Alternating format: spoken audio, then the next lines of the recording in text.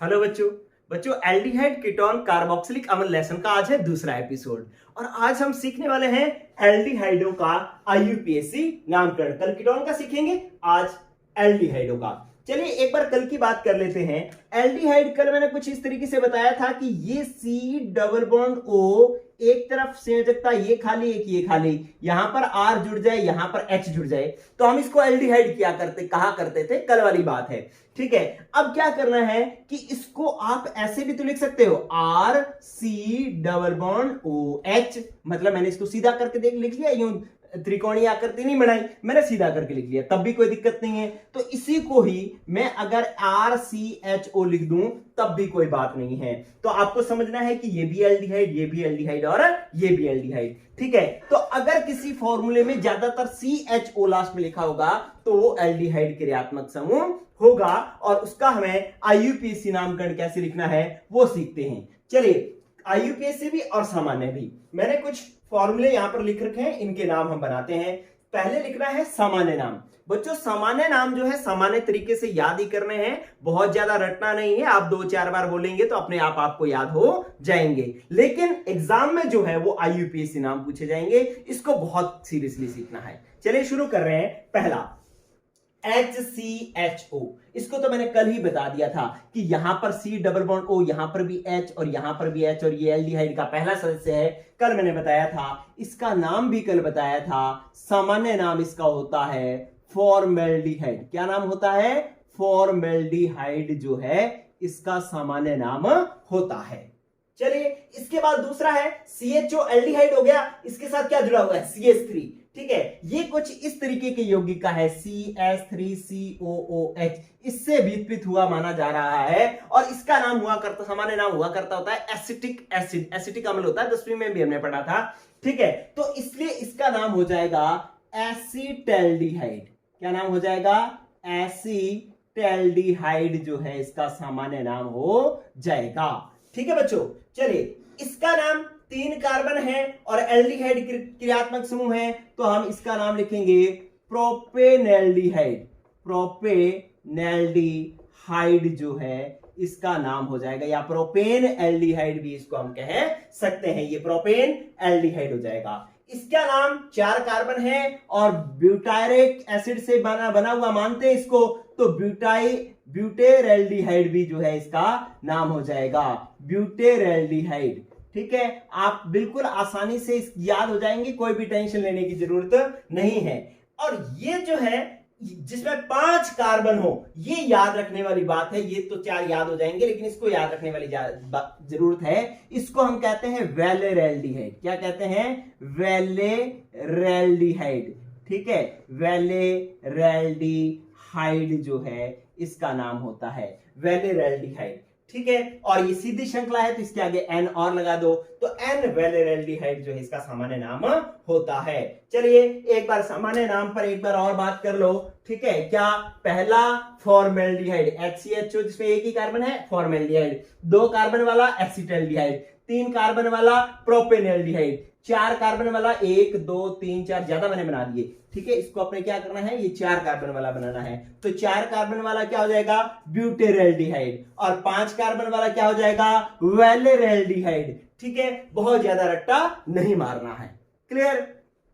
अब बात सीखने वाली है, थोड़ी सी बात सीखना बच्चों, यहां पर गौर करना कि इसके अंदर भी सामान्य नाम में भी अगर यहां पर इसके साथ में कुछ और जुड़ा हुआ हो तो उसका नाम हम किस तरीके से लिखें। गौर करना कि ये जो CHO क्रियात्मक समूह है ना, वो जिस कार्बन से जुड़ा होता है उस कार्बन को हम कहते हैं अल्फा कार्बन। किसमें? सामान्य नाम में। सामान्य नाम में हम इस कार्बन को क्या नाम देते हैं? अल्फा कार्बन, और इससे आगे वाले कार्बन को बीटा, फिर आगे वाले को गामा, अल्फा बीटा गामा फिर डेल्टा। तो इस तरीके से जो है आप ध्यान रखेंगे कि CHO क्रियात्मक समूह के जस्ट साथ वाला कार्बन अल्फा कार्बन होता है, उसके साथ वाला बीटा, उसके साथ वाला गामा, उसके साथ वाला डेल्टा, ठीक है। इसका क्या फायदा हुआ? इससे भी जो है हम कुछ नाम बना पाएंगे। कैसे नाम बना पाएंगे कि मैंने यहां 6 नंबर एक फॉर्मूला लिखा, इस तरीके से लिखा कि CH3 CH2 CH2 CHO,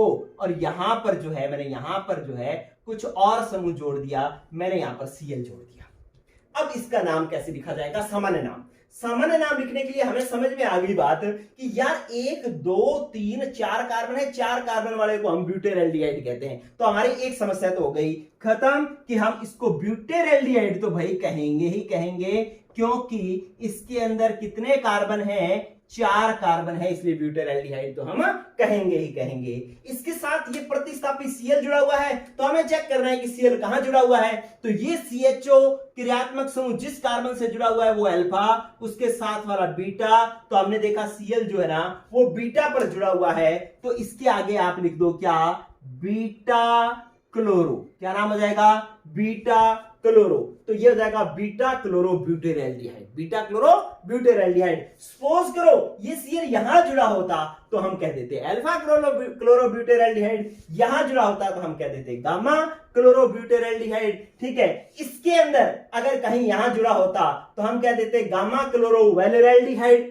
समझ में आ रही है बात? तो इस प्रकार से जो है आप अगर सामान्य नाम लिख रहे हो और उसमें कहीं प्रतिस्थापी जुड़ा हुआ है तो उस प्रतिस्थापी की स्थिति लिखने के लिए हमें अल्फा बीटा गामा जो है वर्ड काम में लेने पड़ेंगे। और ये जो अल्फा बीटा गामा है वो कैसे पता लगता है कि भाई CHO के जस्ट साथ वाला अल्फा, उससे आगे वाला बीटा, उससे आगे वाला गामा, उसके आगे वाला डेल्टा। और आप कहो कि सर उससे आगे नहीं, इतना आगे अपने को नहीं जाना। ठीक है, तो इस प्रकार से हम इनके सामान्य नाम लिख सकते हैं। चलिए अब बारी है इनके IUPAC नाम की, जो पेपर के लिहाज से वेरी इंपॉर्टेंट है। पेपर के अंदर IUPAC नाम पूछे जाते हैं। चलिए गौर करो बच्चों, जब हमें IUPAC नाम लिखना होता है किसी क्रियात्मक समूह का तो सबसे जरूरी होता है उसका अनुलग्न, और इसका अनुलग्न जो होता है वो क्या होता है बच्चों? एल होता है। एल्डिहाइड क्रियात्मक समूह का अनुलग्न क्या होता है? एल होता है। और ये एल किसके आगे लगेगा? कार्बन श्रृंखला के साथ में जुड़ेगा। जैसे इसका मुझे नाम लिखना है तो इसमें मैंने सबसे पहले मैं देखूंगा कार्बन कितने हैं, तो कार्बन है एक को केमिस्ट्री में मैथ कहते हैं, एक कार्बन को क्या कहते हैं? मैथेन, है ना। तो ये जाएगा मैथेन। मैथ मतलब ये मैथ प्लस या मैथेन और प्लस अनुलग्न लग जाएगा, क्योंकि एल्डिहाइड क्रियात्मक समूह है इसलिए अनुलग्न लग जाएगा एल। तो ये बन जाएगा बच्चों मैथेनेल। क्या बन जाएगा? मैथेनेल। ये मैथेन प्लस एल क्या बन जाएगा? मैथेनेल बन जाएगा। तो फॉर्मेल्डिहाइड का अगर पूछ लिया जाए भैया फॉर्मेल्डिहाइड का IUPAC नाम क्या है, तो मेथेनेल है। क्या है? मेथेनेल है। अब आ जाओ आप इसके अंदर कार्बन है दो है, तो आपको यहां पर लिखना होगा, 2 को हम लिखते हैं एथेन और प्लस एल, तो ये बन जाएगा एथेनेल। ठीक है, अब इसके अंदर आ जाओ तो एक चीज और है कि अगर कहीं नंबरिंग करनी पड़े तो CHO वाले कार्बन को 1 नंबर देना होता है। चलो वो इनमें मैं समझा दूंगा, लेकिन पहले इसको देखो कितने कार्बन? 1 2 3। इस कार्बन को भी गिनना है। कई बार कंफ्यूजन हो जाता है कि सर एल्डिहाइड वाले कार्बन को गिनना है या नहीं गिनना है। बिल्कुल गिनना है भैया। ठीक है, तो इस कार्बन को गिनोगे 1 2 3 3 को हम क्या कहते हैं? प्रोपेन। और अनुलग्न क्या है एल्डिहाइड का? एल। तो क्या बन गया? प्रोपेनेल। क्या बन गया बच्चों? प्रोपेनेल बन गया। ठीक है, इसी प्रकार से ये 4 कार्बन है और एल लगेगा। 4 कार्बन को हम कहते हैं ब्यूटेन और अनुलग्न लगेगा एल, तो बन जाएगा ब्यूटेनेल। इसी तरीके से 5 कार्बन तो पेंटेन और अनुलग्न लगेगा एल, तो बन जाएगा पेंटेनेल। ठीक है, अब इस पर आओगे तो यहां पर जुड़ा हुआ है Cl, एक प्रतिस्थापी जुड़ा हुआ है। ठीक है, अगर इसका सामान्य नाम में अगर Cl की स्थिति दिखानी होती थी तो हम बीटा इसका मतलब इसको स्थिति देते थे। कौन स्थिति देते थे? बीटा। कब? सामान्य नाम में। लेकिन IUPAC में अल्फा बीटा स्थिति नहीं देते। क्या देते हैं? अल्फा बीटा 1 2 3 देते हैं। ठीक है, तो अब आपको क्या करना पड़ेगा? जब आप IUPAC नाम लिख रहे हो तो इस सबसे पहले लंबी श्रृंखला का चयन करेंगे और इस CHO वाले कार्बन को नंबर देंगे 1। श्रृंखला हमेशा इस कार्बन से शुरू होगी IUPAC में, गौर कर लेना। और फिर आगे वाला कार्बन 2 नंबर, फिर 3 नंबर, फिर 4 number.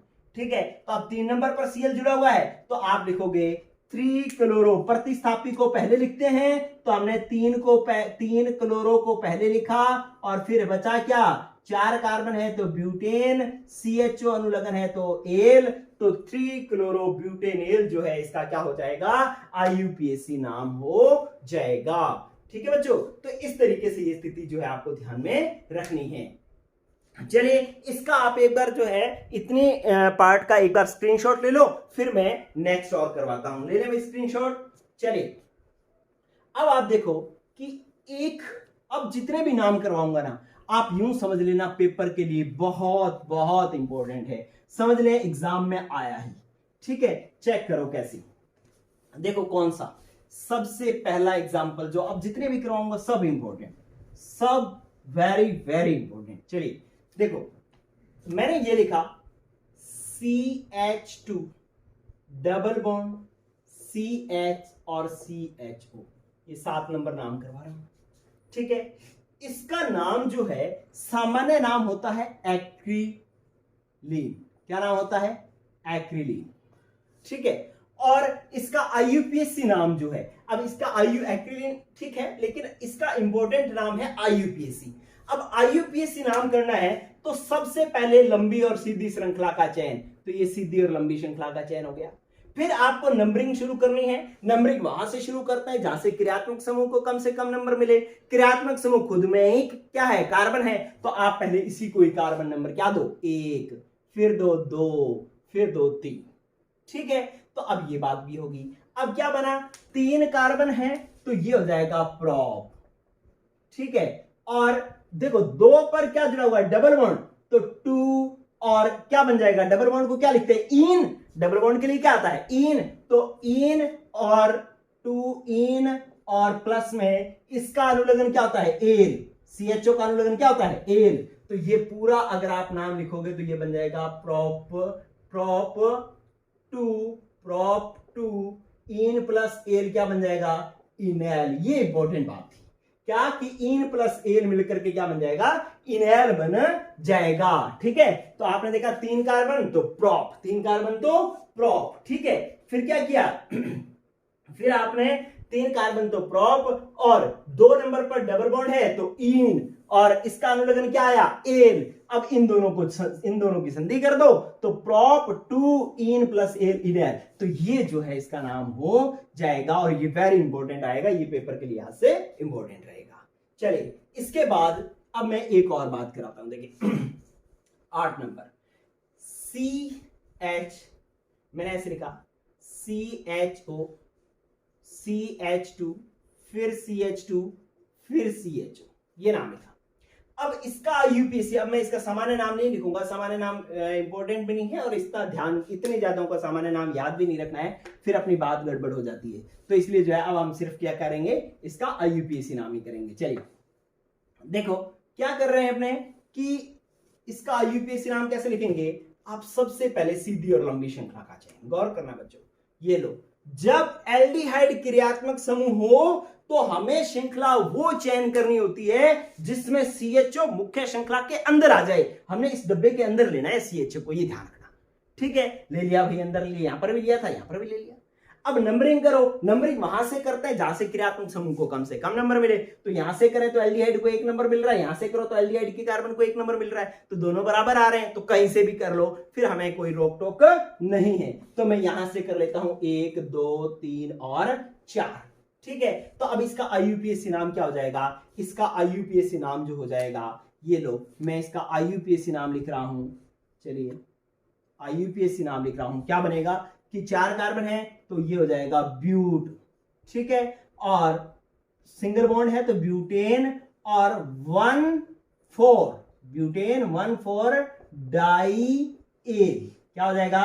Butane 1,4 diol. Butane 4 carbon है, 1 और 4 नंबर पर 2 एल्डिहाइड जुड़े हुए हैं, तो 1,4 डाई एल हो जाएगा।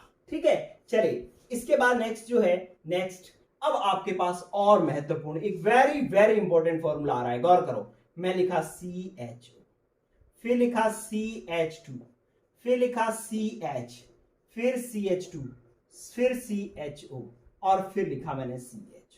वेरी वेरी इंपॉर्टेंट, पेपर के लिए बहुत ज्यादा इंपॉर्टेंट है, चाहे वो कंपटीशन के लिए हो, चाहे वो आपके पास 12th के लिए हो। ठीक है, ये वाला फॉर्मूला, इसका IUPAC नाम बहुत ज्यादा इंपॉर्टेंट रहेगा। गौर करो, मैंने अभी आपको सिखाया कि हमें इसका सबसे पहले लंबी और सीधी श्रृंखला का चयन करना है, लंबी और श्रृंखला सीधी श्रृंखला चयन करने के लिए हमें CHO को मुख्य श्रृंखला के अंदर लेना होता है। अब हम अंदर लें तो अगर मैं ऐसे श्रृंखला चयन करूं तो ये दोनों एल्डिहाइड तो अंदर आ जाएंगे, लेकिन ये एल्डिहाइड बाहर रह जाएगा। अगर मैं श्रृंखला ऐसे चयन करूं तो ये दोनों अंदर आ जाएंगे, ये बाहर रह जाएगा। और अगर मैं ऐसे श्रृंखला चयन करूं तो ये दोनों अंदर आ जाएंगे, लेकिन ये क्या हो जाएगा, बाहर रह जाएगा। तो ऐसी स्थिति में हम क्या करें, ठीक है, जब क्या हो रहा हो कि 3 एल्डिहाइड हैं, 2 मुख्य श्रृंखला के अंदर आ पा रहे हैं, एक बाहर रह रहा है, तो ऐसी स्थिति में हम क्या करें। तो ऐसी स्थिति में बच्चों तीनों को ही बाहर छोड़ दो, किसी के साथ नाइंसाफी नहीं करनी, तीनों को ही बाहर छोड़ दो। ये लो, मैंने तीनों को ही CHO को तीनों को ही बाहर छोड़ दिया और मुख्य श्रृंखला मैंने ये चयन कर लिया।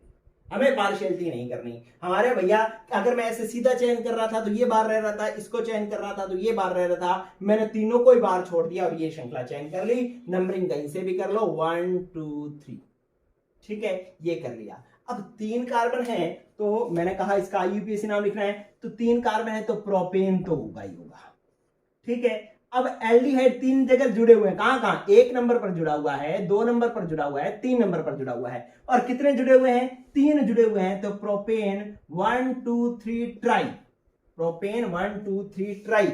अब गौर करना, अब हमें इसके लिए एल नहीं लगाना, क्यों, क्योंकि हमें बात चेंज की है ना।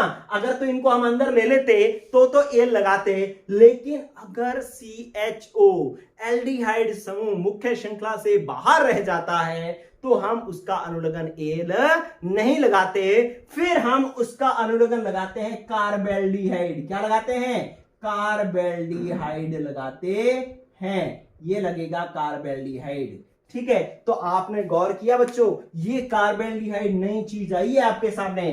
कब लगेगा, जब CHO मुख्य श्रृंखला के अंदर ना आए, वो बाहर रह जाए, तब हम उसके लिए क्या लगाते हैं, अनुलग्न, कार्बेल्डिहाइड अनुलग्न लगाते हैं। तो 2 अनुलग्न हो गए, एक तो एल और एक कार्बेल्डिहाइड। एल कब होगा, जब CHO मुख्य श्रृंखला के अंदर आ जाएगा। कार्बेल्डिहाइड कब होगा, जब CHO समूह मुख्य श्रृंखला से बाहर रह जाएगा, ठीक है। चलिए एक मैं नाम बनाता हूं, फिर आपको शायद और समझ में आ जाएगा। चलिए मैं 10वां नाम बना रहा हूं, मैंने ऐसे करके लिखा, ये लो मैंने लिखा C और H, यहां पर लगा दिया CHO, बेंजीन नहीं है, साइक्लोहेक्सेन है, ठीक है।